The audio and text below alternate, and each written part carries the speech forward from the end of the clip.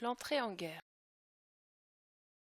On a l'habitude de dire que Français et Allemands se sont précipités avec enthousiasme les uns contre les autres dans un combat depuis longtemps attendu et préparé. En réalité, les peuples n'étaient pas prêts mentalement au conflit. Ainsi, lorsque l'ordre de mobilisation générale est donné en France le 1er août 1914, pour le lendemain, c'est la surprise, voire même la stupéfaction dans les campagnes, puisque on est en plein dans les récoltes.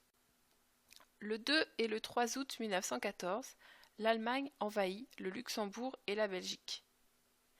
Les Français, comme les Anglais d'ailleurs, ont alors le sentiment d'être agressés.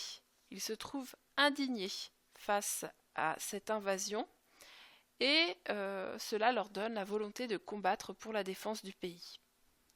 Le départ des mobilisés se fait rarement dans l'enthousiasme, mais toujours avec résolution. Le peuple entre dans une guerre imprévue, mais avec une grande bonne volonté. En fait, les résistances à la mobilisation sont limitées.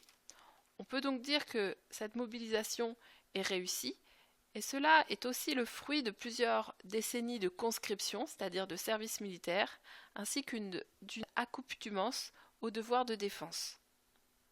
3,6 millions d'hommes sont mobilisés en août 14, sur un total de 8 millions d'hommes mobilisés pour l'ensemble du conflit en France.